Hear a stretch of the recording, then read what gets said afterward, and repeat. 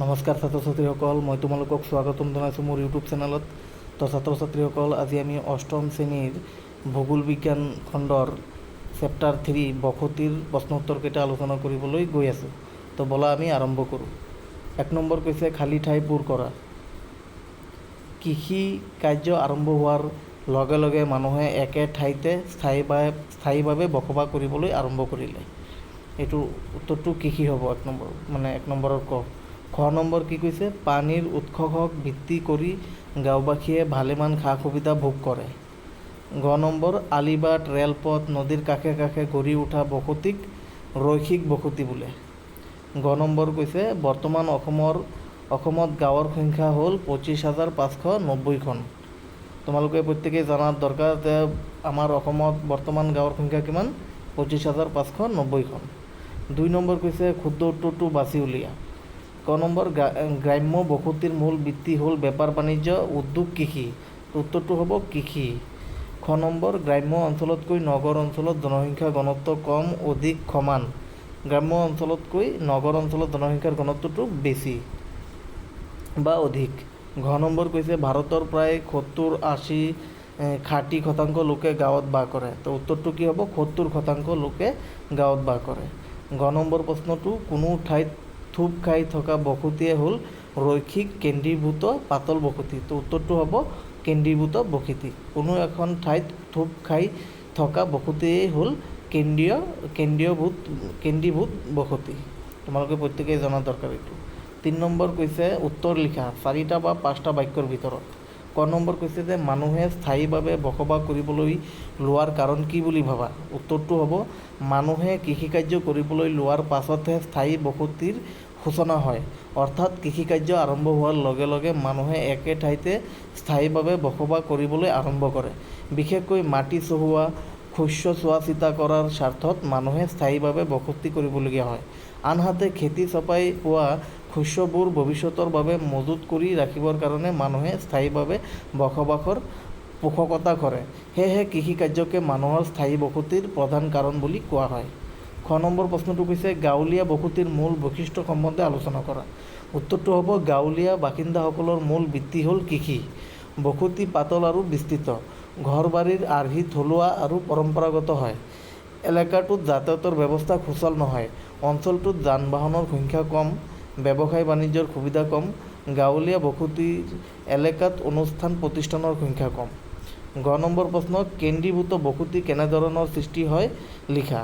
উত্তৰটো হ'ব কোনো ঠাইতে মানুহৰ জীৱন ধাৰণৰ বাবে প্ৰয়োজনীয় বস্তু আৰু সা সুবিধাবোৰ যদি একে ঠাইতে বা ওচৰে পাঁজৰে পোৱা যায় তেন্তে সেই এলেকাটোত মানুহৰ বসতিত থূপ খাই থাকে। এনে বসতিক কেন্দ্ৰীভূত বসতি বোলে।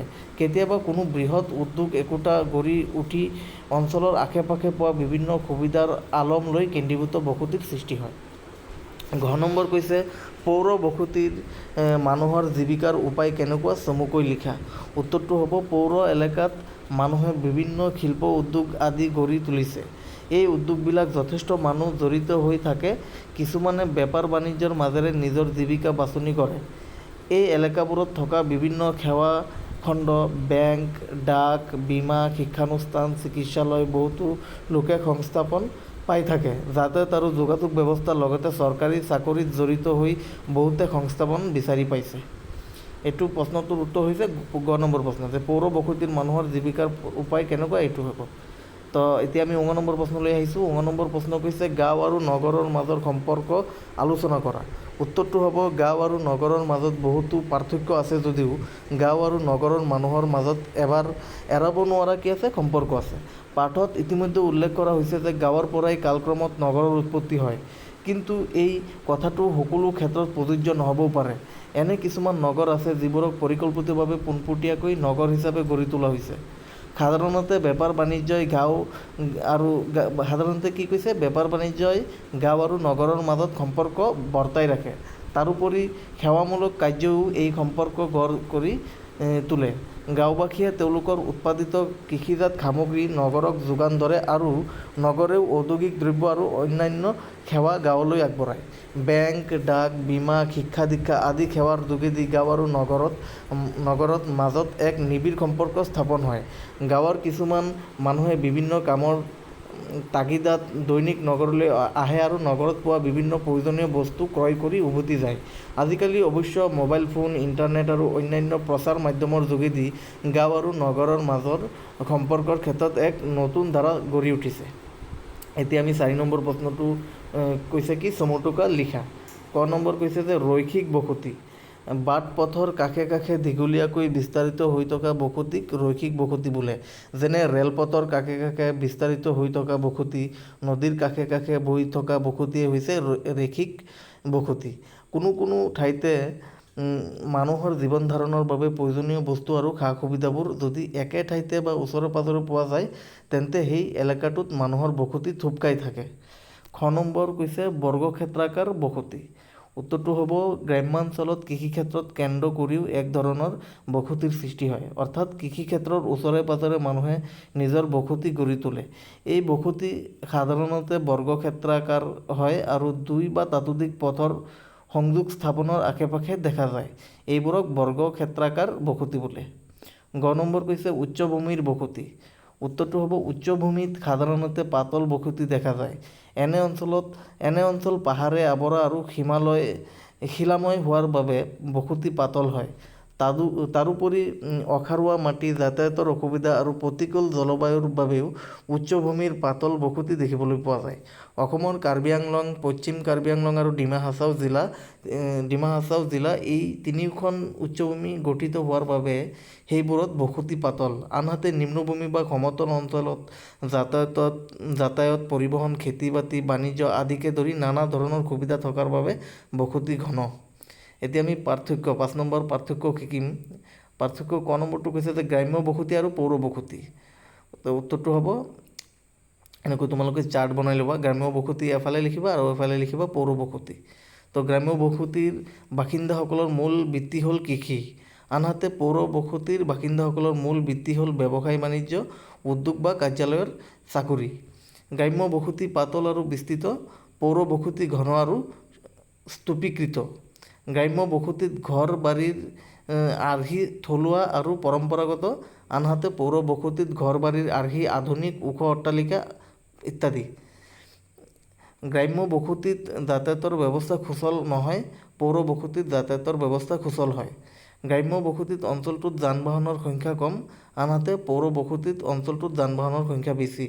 গ্ৰাম্য বসতিত ব্যৱসায় বাণিজ্যৰ সুবিধা কম, আনহাতে পৌৰ বসতিত ব্যৱসায় বাণিজ্যৰ সুবিধা বেছি। গ্ৰাম্য বসতিত অনুষ্ঠান প্ৰতিষ্ঠানৰ সংখ্যা কম, আনহাতে পৌৰ বসতিত অনুষ্ঠান প্ৰতিষ্ঠানৰ সংখ্যা বেছি। এতিয়া আমি আহিছোঁ ৰৈখিক বসতি আৰু কেন্দ্ৰীভূত বসতি। খ নম্বৰ পাৰ্থক্যটো। খ নম্বৰ পাৰ্থক্যত কৈছে ৰৈখিক বসতি বাট পথৰ কাষে কাষে দীঘলীয়াকৈ বিস্তাৰিত হৈ থকা বসতিক ৰৈখিক বসতি বোলে। যেনে ৰেলপথৰ কাষে কাষে বিস্তাৰিত হৈ থকা বসতি, নদীৰ কাষে কাষে বৈ থকা বসতিয়ে হৈছে ৰৈখিক বসতি। আনহাতে কেন্দ্ৰীভূত বসতি হৈছে কোনো কোনো ঠাইতে মানুহৰ জীৱন ধাৰণৰ বাবে প্ৰয়োজনীয় বস্তু আৰু সা সুবিধাবোৰ যদি একে ঠাইতে বা ওচৰে পাঁজৰে পোৱা যায় তেন্তে সেই এলেকাটোত মানুহৰ বসতি থুপ খাই থাকে। এনে বসতিক কেন্দ্ৰীভূত বসতি বোলে। গ নম্বৰ পাৰ্থক্যটো কৈছে উচ্চভূমিৰ বসতি আৰু নিম্নভূমিৰ বসতি। উচ্চভূমিত সাধাৰণতে পাতল বসতি দেখা যায়। এনে অঞ্চলত পাহাৰে আৱৰা, স্থলভাগ থিয়, শিলাময় আৰু ওখোৰা মোখোৰা হোৱাৰ বাবে বসতি পাতল। তাৰোপৰি অসাৰুৱা মাটি, যাতায়াতৰ অসুবিধা আৰু প্ৰতিকূল জলবায়ুৰ বাবেও উচ্চভূমিৰ পাতল বসতি দেখিবলৈ পোৱা যায়। নিম্নভূমিৰ বসতি। নিম্নভূমিত সমভূমি এলেকা বেছি। এই অঞ্চলবোৰত যাতায়াত, খেতি-বাতি, বাণিজ্য আদিৰ বাবে পৰ্যাপ্ত সুবিধাবোৰ থকাৰ বাবে জনবসতি ঘন হোৱা দেখা যায়। নিম্নভূমি এলেকাত কেন্দ্ৰীভূত ৰৈখিক বৰ্গক্ষেত্ৰাকাৰ ৰূপত বসতি দেখা যায়। পিছত কৈছে উচ্চভূমিৰ মানুহে ঝুম খেতি কৰে, নিম্নভূমিত মানুহে ঝুম খেতি কৰা নহয়।